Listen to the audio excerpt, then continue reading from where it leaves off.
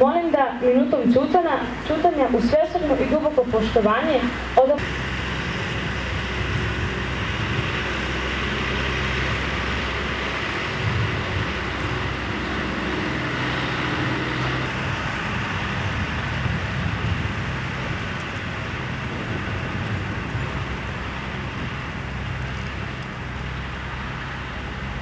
neka im je večna slava i hvala.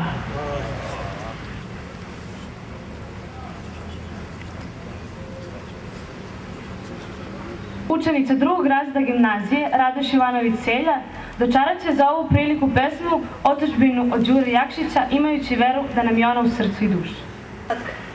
Sumornog mračnog čela s borama o vekovečnosti priča dalekoj, pokazujući nemom mimikom obraza svoga brazde. Umećeš ih srcem strašljivim, šta ti sa smelim glasom govore, pa ćeš o stenjak tvrdom kamenu.